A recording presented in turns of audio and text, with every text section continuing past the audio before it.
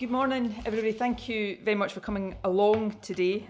As I think has been indicated to you, these general news conferences, which I intend to do periodically, are not about me making a long speech to you. You'll be delighted to hear that, nor necessarily making any set announcement, although there may be occasions when we do that. But first and foremost, it's about giving you the opportunity to ask me questions on whatever might be of interest to you. I think it's been suggested that you would find that helpful on occasion. Now, given that questions might range across a whole plethora of topics, I should say there may be questions that I don't have the information to hand to answer here, in which case we can cover points of detail later on. Final word from me just on format. My intention today is to follow the same practice I followed during the COVID briefings of offering a question to every journalist in the room. I think that seems to be the fairest way to proceed. I recognise, though, one of the potential downsides of that is that it might limit time depending on how many of you are here for follow-up questions. So very happy to take views and feedback on the format after today, but that is the format I intend to follow for this occasion. So I think, with no further ado, for better or worse, I'm just going to hand over to questions and go through the list of journalists that has been given to me, starting with Lindsay Bewes from BBC Scotland. Thank you, First Minister. I just wanted to ask you if it's appropriate for SNP politicians to attend a trans rights rally where offensive signs are on display. Do they not have a responsibility to take greater care about being associated with such things, given the fraught nature of the gender reform debate? Thanks, Lindsay. I think all politicians have an obligation to contribute to debate that is civil and respectful, and that's a responsibility I take seriously and would expect all members of my government and all elected members of my party to take seriously as well. That said, and I've attended many demonstrations over my many years in politics now, and probably on all of them, I've seen placards or signs that would not align with my views on the topic of the demonstration. And, you know, certainly from the images I have seen, that was the case at the demonstration on trans rights on Saturday. The placards that I have seen in no way, absolutely no way, shape or form accord with my views, and I would condemn the way in which those views were expressed and the views that were expressed there. And I don't think it is fair or credible to suggest that the elected representatives who were there in any way share or condone those views. And I think if you want to be part of a demonstration where you are, whatever the subject matter is, you are expressing views and standing up for causes that are important to you. If we take the view that if there are individuals or minorities there who express things in a way that you would not agree with, then we sort of suggest that only those people can be part of demonstrations. The final point I would make is, you know, I've seen images over the last couple of weeks from, I think, demonstrations against the Gender Recognition Reform Bill outside Parliament, where there have been placards, signs that I've certainly seen images of in social media about me that were, you know, offensive and, in my view, although I'm subjective about these things perhaps, that they were completely unacceptable. So, you know, I think we've all got a responsibility to express ourselves, particularly elected representatives, in ways that we think are appropriate, and I would certainly say that that applies to me and to others in my party. Laura Alderman from STV. Thank you, First Minister. We've been speaking to care homes across the Central Belt and in Fife who are telling us that it's impossible to recruit staff at the minute, and as a result, they're paying for expensive agency staff. One home we spoke to is paying £7,000 a week just now for a nurse, just for 1 week. And they say that they'll be forced to close their doors if nothing's done on this. Do you agree that this is unsustainable, and what's being done to fix the social care crisis in Scotland? So recruitment, whether in social care, the NHS, across public services, and actually, to be frank, the economy generally, is something that I am very concerned about. In social care, we are working hard and obviously supporting health and care partnership colleagues to help with recruitment. There has been, in fact, it was an issue that I was answering questions on at FMQs last week. There has been an increase in salary for adult social care workers. We want to go further, but there has been an increase already.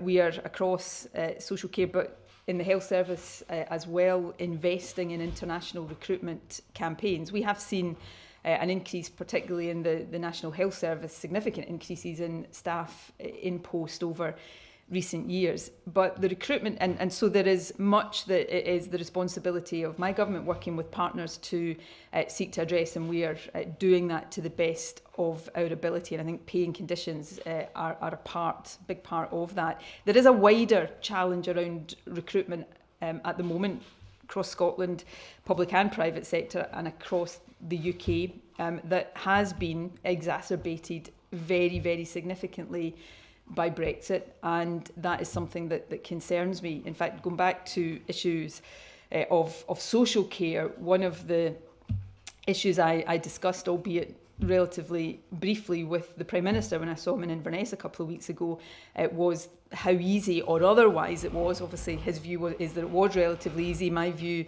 is that it is not as easy as it should be to recruit social care staff under the social care visa from other countries. And actually I've just signed off a letter to him because he invited me to send him views on how it was harder than it should be and how it could be made easier, which I'm just about to do. So yes, there are things for my government to do, but there is a much bigger, wider issue around recruitment that I would again call on the UK government to address as a matter of urgency. Lewis Meaky from Bauer.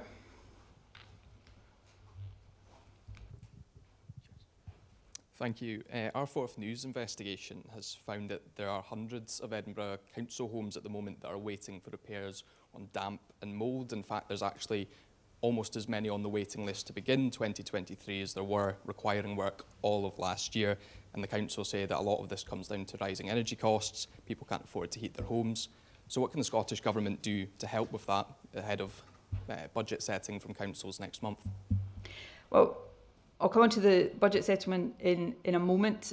Obviously, it is the responsibility of councils or social landlords or private landlords where that is appropriate to ensure that their housing stock is in good condition and that repairs are carried out as appropriate, and there are obviously standards and regulations in place around that. There is also no doubt at all, and I have a lot of sympathy for councils and social landlords here about the impact of rising energy costs. So there is no doubt that will be making that challenge harder for, in this case, Edinburgh City Council. My job as First Minister, within the resources we have available, is to ensure that we provide allocations to councils that are as fair as possible within the financial constraints we operate within. Obviously, the budget for this year for next year, is not yet passed yet. It is going through the parliamentary process, but the draft budget has been published and includes a £500 million uplift to local councils for next year. So that is further evidence that we are seeking to provide maximum resources within our overall resources to local councils as we can, recognising the significant pressures that are on councils and everybody else at this time. Gina Davidson from LBC. Thanks very much. First Minister, yesterday you maybe inadvertently opened a conversation about age of consent and what age should be appropriate for different things, including drinking alcohol. You said the way you phrased that wasn't particularly what you meant, but I wondered if you do want to have a conversation about reducing the age of majority from 18 to 16 for any other areas of our life. And can I also just pick up on the BBC's question about the demo? And I know you say there have been offensive signs about you at other rallies that were against the Gender Recognition Reform Bill, but isn't there a difference between signs that are suggesting violence against women and signs that are admittedly offensive? On the answer to your first question, no, is the answer to that. On the second question, sorry, what I would, anything that suggests violence is obviously completely beyond the pale and of a different order to other offensive things, although I take the view that probably all offensive ways of expressing things should be avoided. Just to be clear, the reason I was referring to placards about me was not to draw necessarily an equivalence between those and placards at the demonstration on Saturday. It was to make the point that I don't assume when I see placards being offensive about me or other people on the other side of any debate to the one I am on, I don't assume that everybody at that demonstration endorses or condones that. And that's the point I was trying to make, just as I know that elected representatives from my party at the demonstration on Saturday would in no way condone what was on the placards there. So that's the point I was seeking to make, rather than necessarily get into a debate about the relative sort of value or otherwise of what is on these particular signs. James Cook from BBC.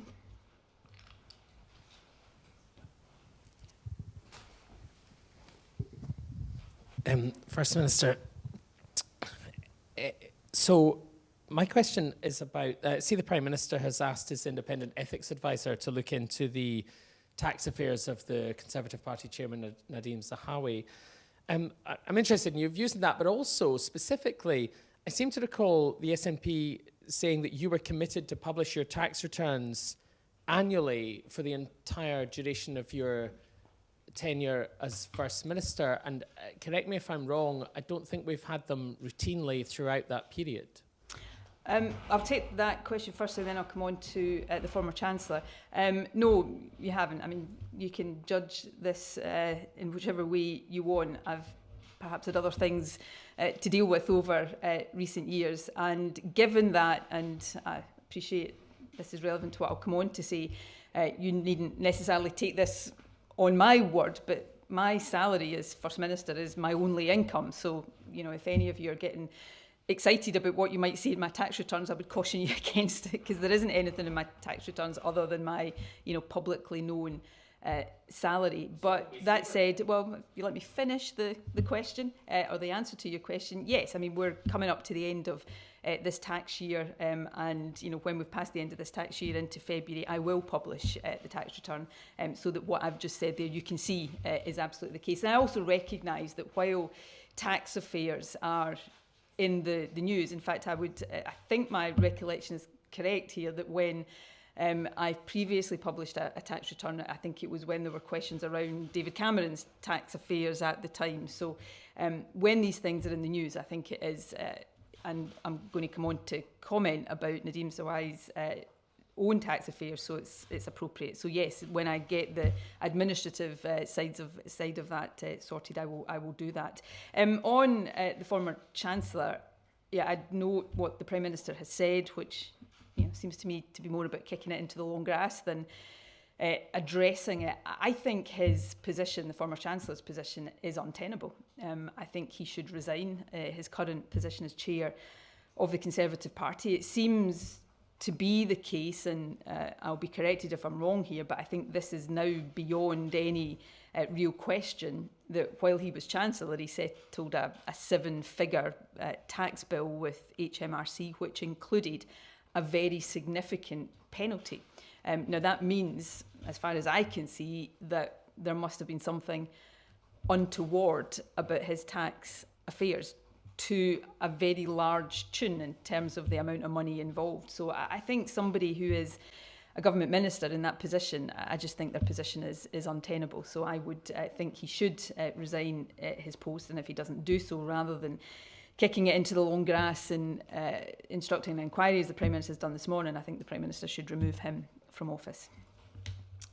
Neil Pooran from PA.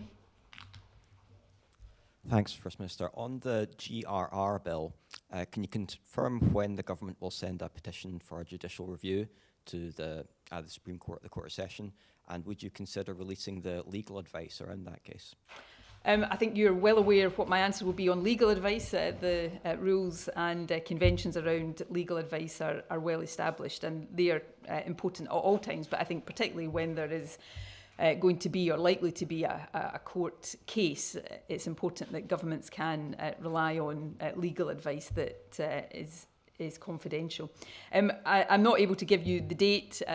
As I understand it, there is routinely, when it is judicial review that we are talking about, there's a 3-month period in which a judicial review can be intimated. Obviously, we are looking at all angles around that and preparing all that you would expect us to be preparing and looking at all options. I mean, we're talking here about judicial review, but obviously we want to look at all options that are available. The order, the Section 35 order, of course, is also currently subject to negative procedure. So there is a lying period in the House of Commons for that. So the process around that is not yet completely finished. But we will update you when appropriate about the timing of the steps that we will take. So what other options would those There may be none. You would expect us to look. This is the use of a Section 35 order, as was being commented on extensively last week, is unprecedented. There is no precedent to look at in terms of how to challenge that. It's not laid down in the statute. So it may be there are no other options, but we are looking to see whether that is possible. I should say, there are two, in my view, there are two reasons for challenging this. They are related. One is, of course, to allow the legislation scrutinised, consulted on and passed overwhelmingly by the Scottish Parliament to be given royal assent and to come into law. Secondly, though, even if you didn't think that was important, and I do think that is important, there is, I think, a real public interest now in getting some interpretation, judicial interpretation of Section 35 and what are the circumstances in which it can be used, can't be used, what tests need to be passed, what evidence does the UK government need to put forward. Because at the moment, similar to the case law that we now have around the reserve-devolved split, where there are grey areas that we can look to case law to see what side of that a particular proposition and proposed Act of Parliament might follow, and we don't have that with Section 35. So right now, as things stand, as was demonstrated last week, this is a power that can be used pretty much on the whim of the UK government anytime they have a political disagreement with the Scottish Government on a piece of legislation and they can find a spurious ground to invoke Section 35. That seems to be what can happen. The last point I would make is, it was put to me last week, but it's only been used once in 25 years, so it will be used sparingly.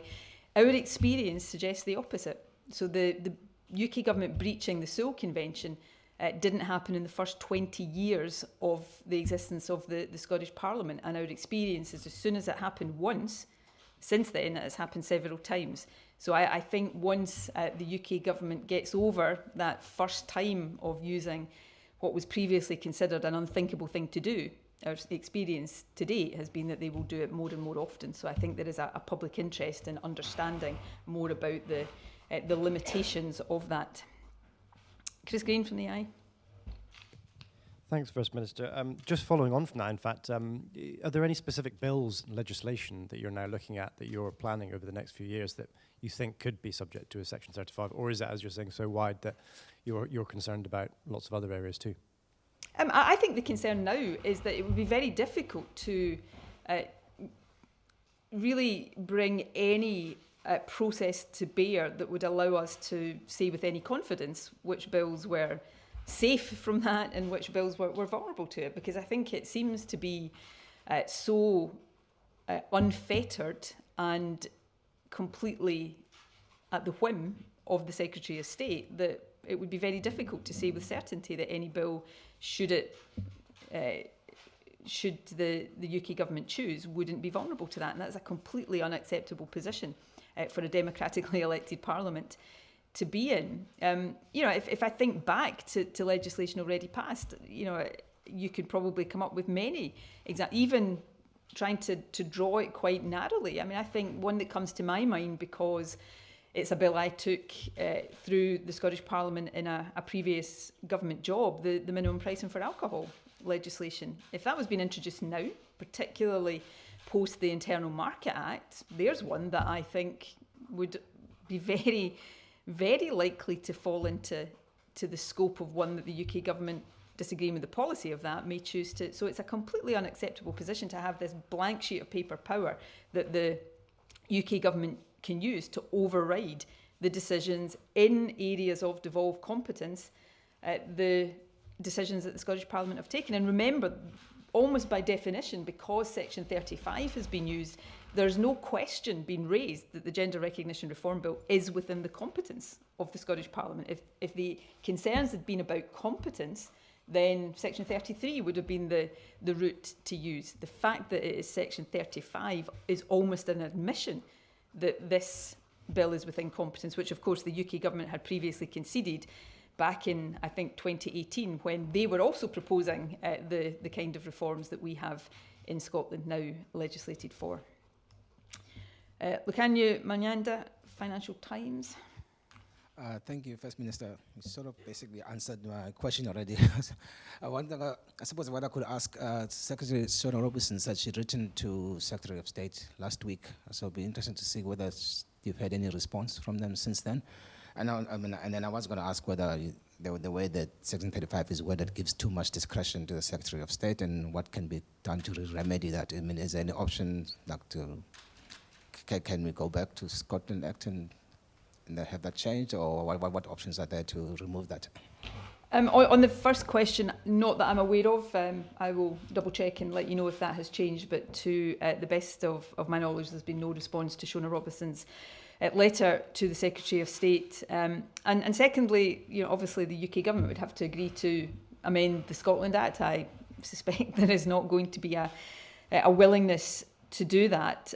My view, I think, with 25 years of experience of a Scottish Parliament now, I think to have that kind of power in the Scotland Act is completely unacceptable. It is, as things stand, certainly without any case law that starts to limit the discretion, it is tantamount to pretty much unfettered discretion on the part of the UK government, and it is an offence to the very notion of democracy, that we have a Scottish Parliament that within areas of its competence can consult on change, scrutinise change, and overwhelmingly legislate to have that overturned, or not much more than on the stroke of a pen by the Secretary of State. I just think that is an affront to democracy and shouldn't stand.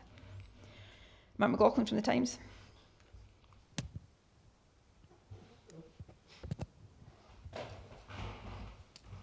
Thanks, First Minister. Can I ask about the school strikes? Now, you gave councils £14 million to hire teachers, and we don't have any more teachers this year. You're going to give them the same next year.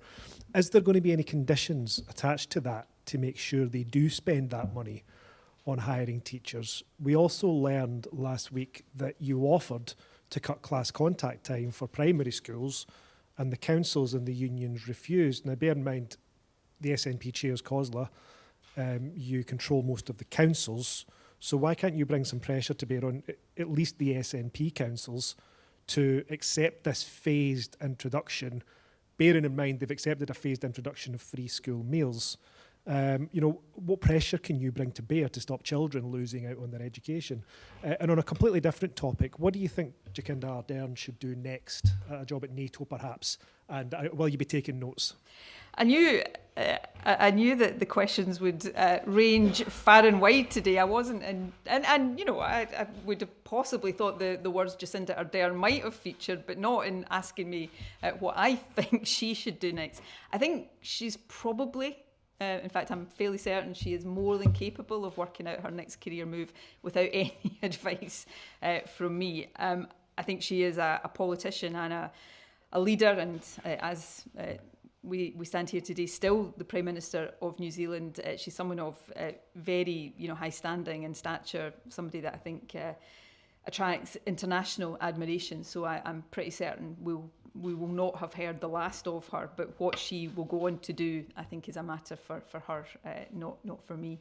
On your substantive question, Mark, forgive me if I heard you wrong. I think you said we'd given £14 million to kids, so that's £145 million last year, which is being rolled forward into next year to support additional teachers. Now, councils are autonomous, and these issues around, funding flexibility at one end of the spectrum through to ring fencing at the other, and all the different iterations in between are often, sources of, how would I describe this, intense discussion between central and national, central and local government. And by and large, I respect the autonomy of councils in terms of how they use the funding. But when we provide funding, as in this case, to support additional teachers, which is very important to our overall objective of raising attainment, closing the attainment gap, making the changes around contact time that you have referred to, I think it's fair to say I would expect that money to be used for that purpose. So we're in the budget process right now, and these discussions will be ongoing. But if we're providing money for extra teachers, I think whatever I expect, I think parents and young people across the country would expect to see that money supporting extra teachers. Obviously, the issue around the industrial action and the pay negotiations are separate from that, and we continue to seek a fair settlement to that dispute with the teaching profession. Just to clarify that point, you said rolled forward. So is that money not being spent? Is that No, sorry. A similar amount is being made available in next year's budget. It's not the same money. We made £145 million available in this financial year, and we will make another £145 million available in next. Look, I'm not, obviously, councils have a range of responsibilities. If there's more information, we can give you on the breakdown of that. But that was money provided to maintain increases in teachers that we had seen during the pandemic and support the first phase. I mean, you talked about phasing. We have a manifesto commitment to additional teachers that inevitably will be phased over the lifetime of this Parliament. So that funding was about supporting that. Alistair Grant from the Scotsman. Hi, thanks very much. Just to confirm quickly on your tax returns, I think the original promise made by the SNP was for them to be published every year. Will you be publishing the previous years that we haven't seen as well as this year's tax return? And just on a completely different issue as well, I think you said last year that you were more open to the legalisation of assisted dying.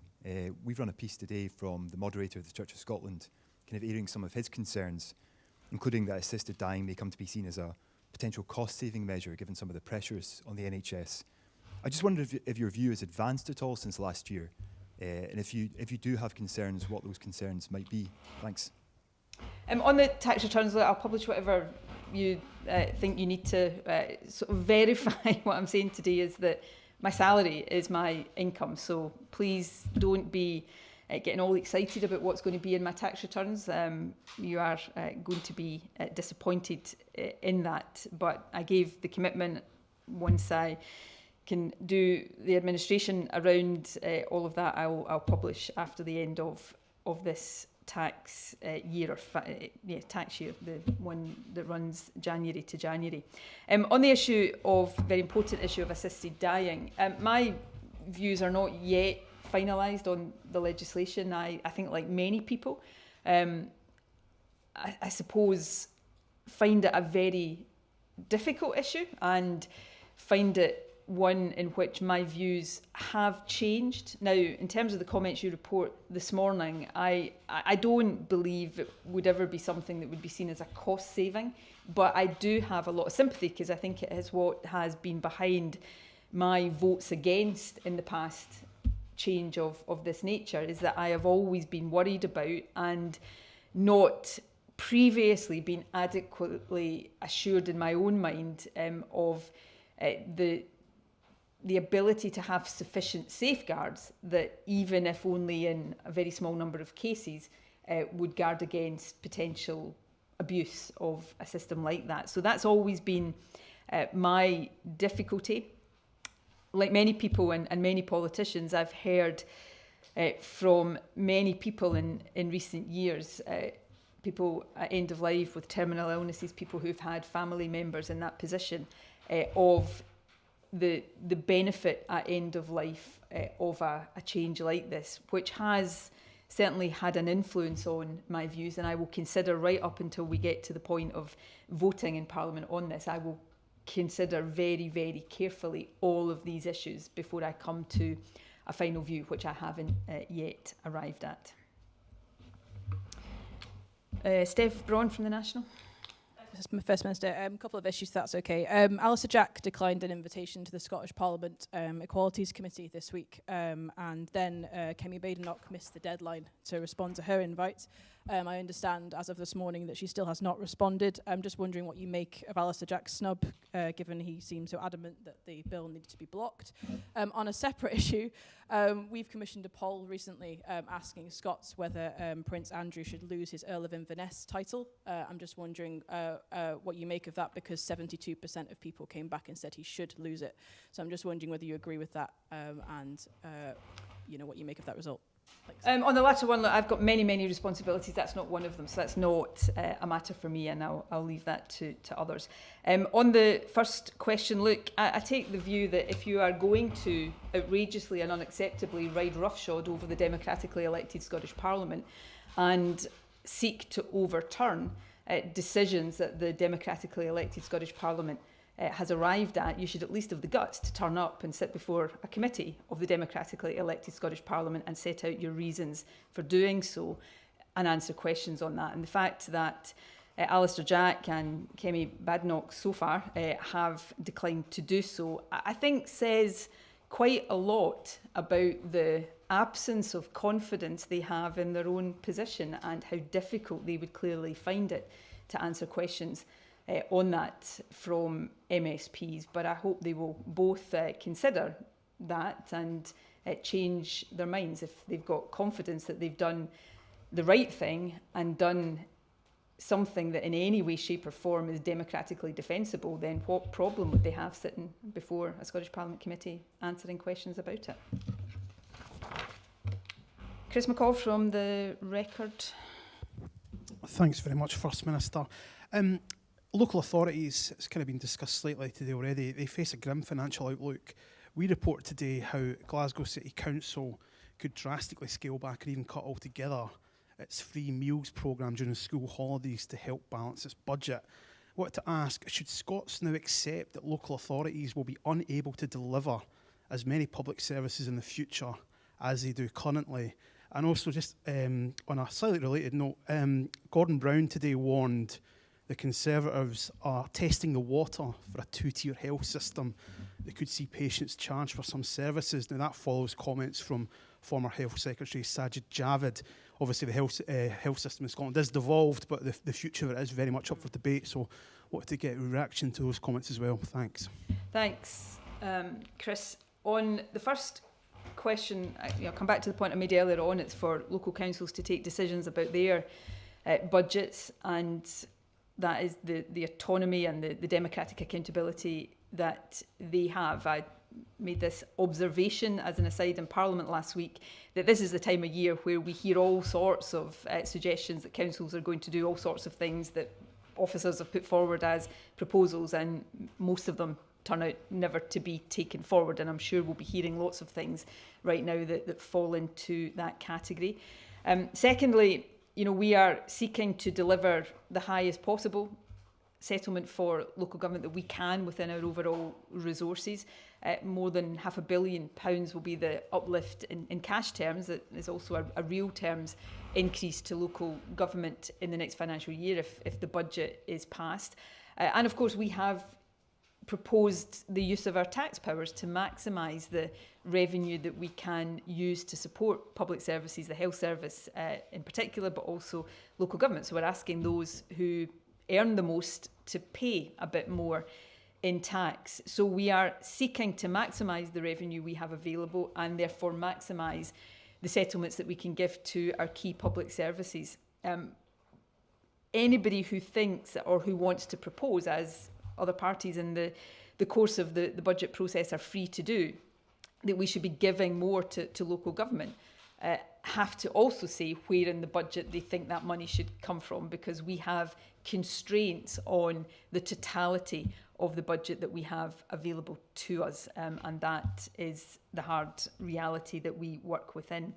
In terms of Gordon Brown, I absolutely agree with Gordon Brown that the Tories right now present a real and present danger to the National Health Service. I think Sajid Javid's comments at the weekend were appalling and alarming, although not entirely surprising.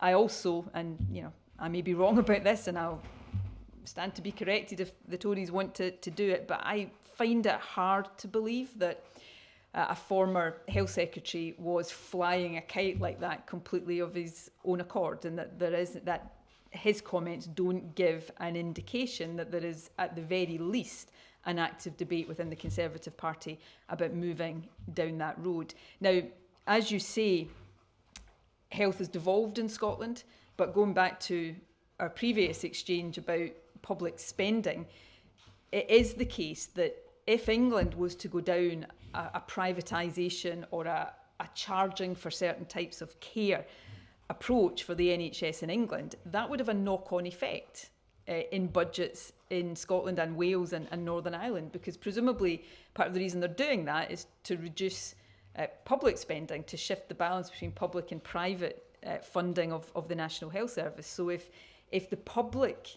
funding of the National Health Service in England either declines or doesn't rise as much as it would otherwise do, the Barnett formula means that there is a very, very real implication for Scotland. So that is why it is of huge concern, notwithstanding the devolved nature of the National Health Service. The final point I would make about Gordon Brown's comments, while agreeing with them, is I well remember making this argument and raising this concern in the run-up to the independence referendum in 2014. And I also remember Gordon Brown calling it, I think I'm being polite here, I think he was probably more direct, called it baseless scaremongering. I think he even threatened to come back to frontline politics if we didn't withdraw this terrible smear.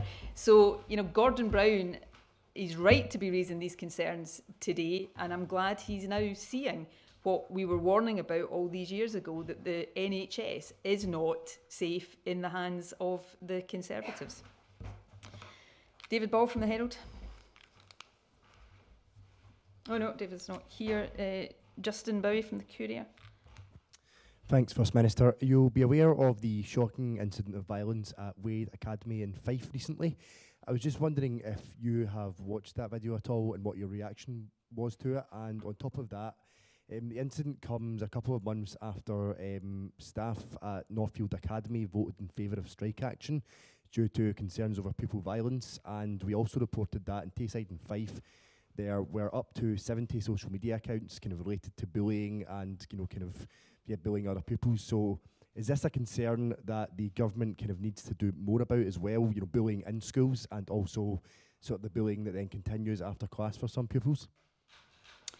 So I have watched the video from Wade Academy, and it is appalling and sickening to watch, a really difficult watch for anybody who views it. I'm not going to say more about that particular incident right now because I think it would be inappropriate given the nature of it, and it may be that there are investigations, inquiries into that. In terms of the more general point, firstly, bullying, violence is unacceptable, whether it's in a school, after the school day when pupils are on their way home, or frankly in any walk of life. And it's really important, I think, that we all in politics and in elected politics unite to say that.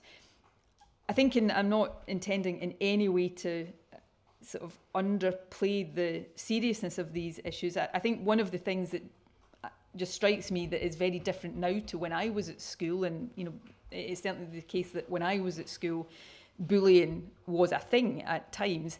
Of course, now people can film these things on mobile phones, which was not possible to do when I was at school. So there's just that element I think we need to be aware of. But there is no doubt that bullying is a significant issue and a very significant concern. Local authorities obviously are responsible for schools. I think towards the tail end of last year, in response to a question at FMQs, said I would seek to have a discussion with local authorities about what more the government can do to support them as they take on this challenge. And I know the Education Secretary's had some discussions with COSLA representatives. So we'll continue to talk to local authorities about how we best support them to discharge their responsibilities. But bullying is horrible, it's unacceptable. Violence obviously is, and I think everybody across the country wants to see as much as possible done to combat and address the kind of incidents that your question started with. Simon Johnson from The Telegraph. Thank you, First Minister. We may not have your legal advice on the gender reform row, but we do have the opinions of two Supreme Court judges, and interestingly, they both make quite similar points. Firstly, on the 13-page statement of reasons released by the UK government last week, Lord Hope described it as devastating for the bill, Lord Sumption as powerful. I think he raised specifically the fairly obvious problems about having two systems of gender reform in different parts of the UK. And secondly, they also were fairly dismissive of the argument this was an attack on devolution, and the arguments you've made this morning with regards the Secretary of State just basically blocking any bill that he fancied. I think Lord Sumption called it absurd, and Lord Hope basically said that no other bill had created the UK-wide problems that this bill has created since devolution started. So I'm just wondering, I mean, these are two very senior authoritative figures, and you know they're making these points, the same points, and doesn't that undermine the claims that you're making? No, I don't think it does. I mean, they're entitled to their views.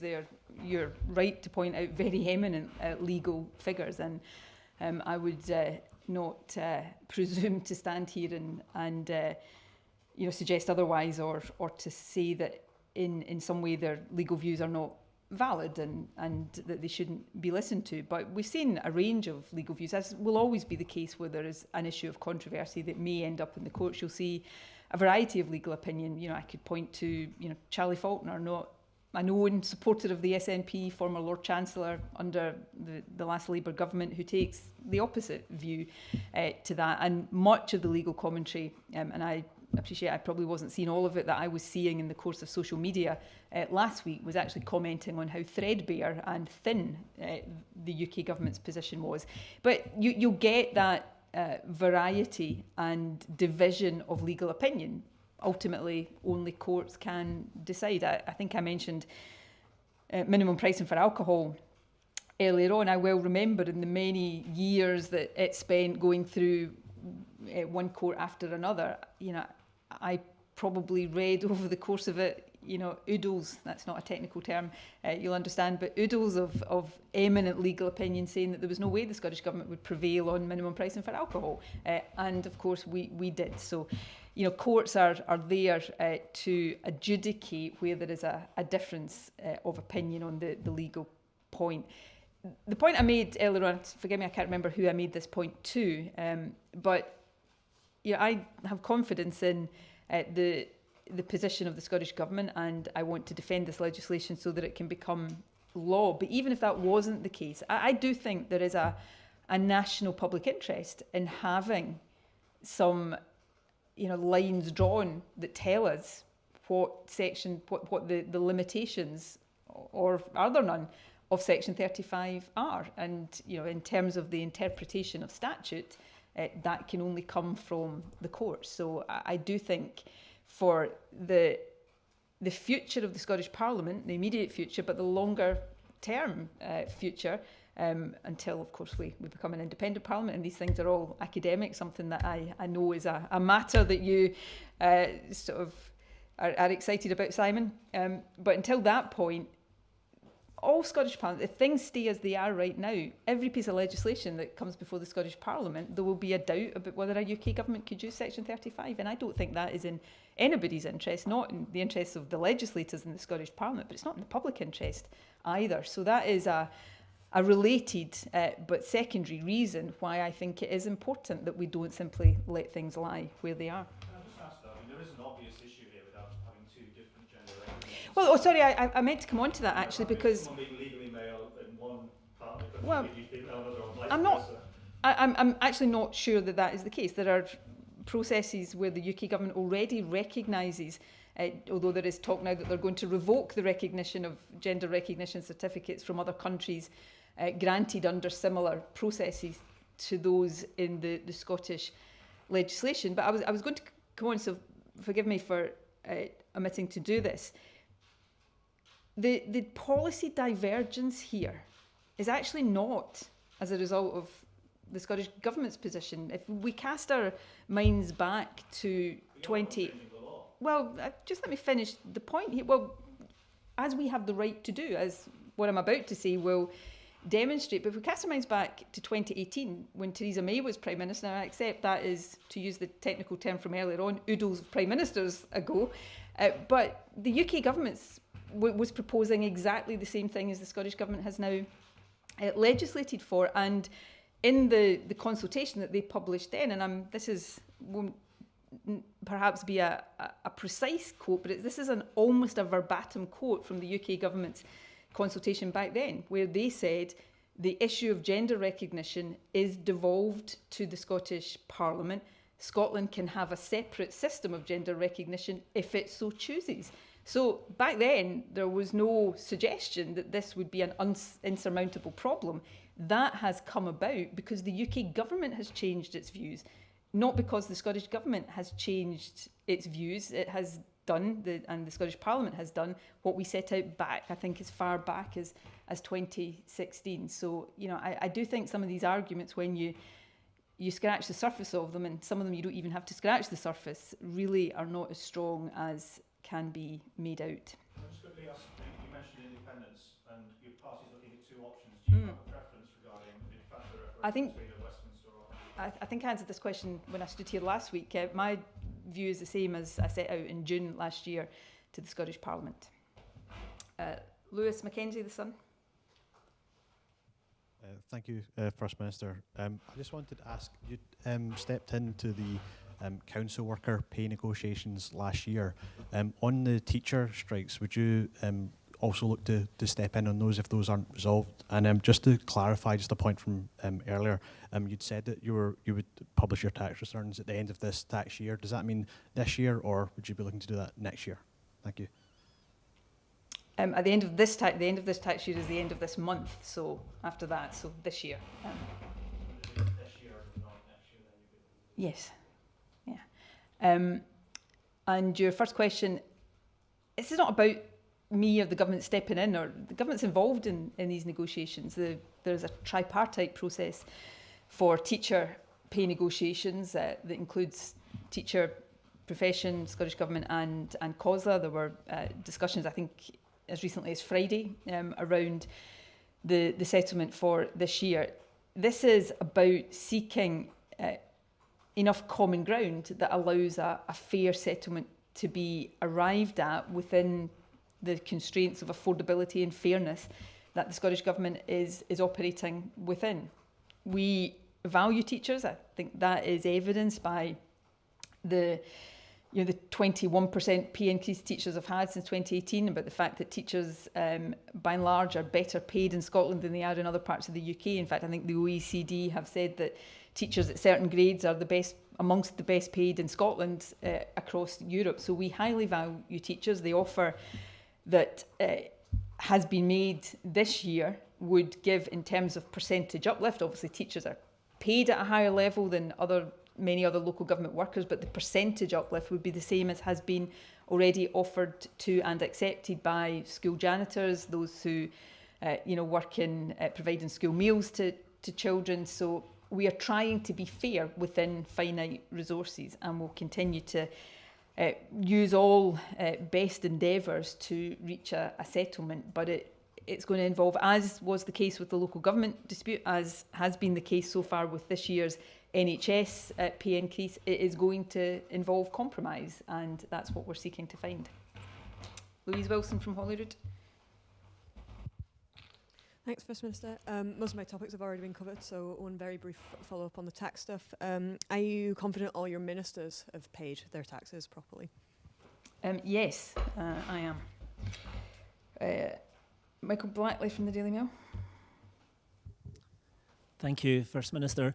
Last week it emerged that pupils in Aberdeen were being asked a survey which had a question about their gender identity. Pupils in this age 7 to 9 category were asked to confirm if they identified as male, female, transgender, non-binary or other. Do you believe it's appropriate that that question is being asked of pupils at that age group? And do you think that it should be being asked by schools across Scotland as part of the health and well-being study?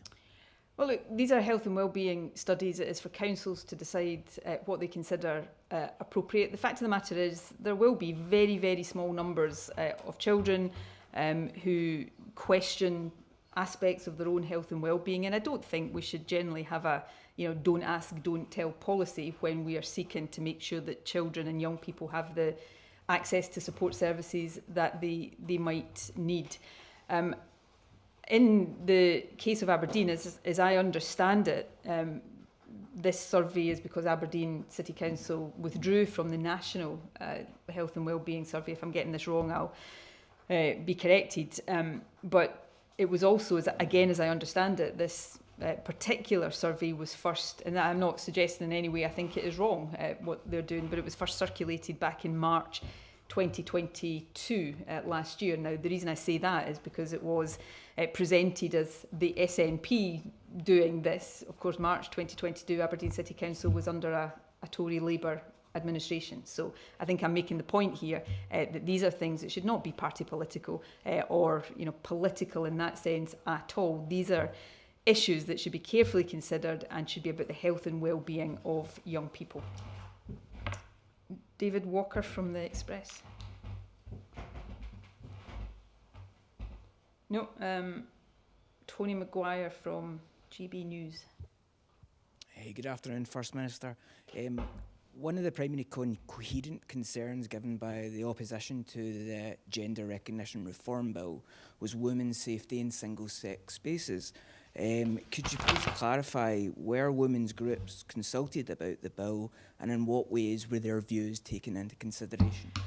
I'm quite surprised you're asking me that question, because of course you can go and look at the consultation responses, you can, and this is Parliament not government, look at the evidence taken by the committee of the Scottish Parliament that scrutinised this. So the answer to your question I think should be known to you, but for the avoidance of doubt the answer is yes. The second point I would make is that the majority of long-standing, well-established women's organisations in Scotland are in support of this legislation. And I'm talking about organisations like Scottish Women's Aid, Zero Tolerance Scotland, Rape Crisis Scotland. In other words, organisations that day in and day out work with and support women who have been the victims of male violence and domestic abuse. So organisations that know precisely what they are talking about when it comes to the violence of men against women. And the last point I would make, which I was making in the BBC interview I did yesterday, the fear women have, and I'm talking here as a woman obviously, about male violence is very, very real. And the fear women have about predatory men accessing women's spaces or finding ways to abuse women is very, very real. And there won't be a woman, or very few women alive today, who have not felt personally that fear at some point in their lives. The point, though, is that the Gender Recognition Reform Bill does not give a predatory man any more ability to do that, which men regrettably on some occasions do, than they have right now. Because if you take a toilet, for example, a public toilet or a women's only, you don't have to show your birth certificate to enter these places. And what is a gender recognition certificate? It is the ability to have your acquired gender recorded on your birth certificate. That is effectively what a gender recognition certificate is. So a predatory man, and it is predatory men, not trans women, who abuse women. And I think it's really important, given that these fears are real, that we have an informed, respectful and civilised debate, but an informed debate that keeps the focus for attacks on women where it belongs, on men who abuse women and who can do that and have done that for my lifetime and way beyond, way before that, without the need to change their gender or pretend to be a woman to do so. That concludes my list of questions, unless I've inadvertently missed anybody. I don't think so. So happy to take feedback, as I said earlier on the format we followed today. And as I say, I intend to, probably not every week given other responsibilities and commitments, but to do these sessions periodically, unless you all decide you don't want to after today. But thank you all for now.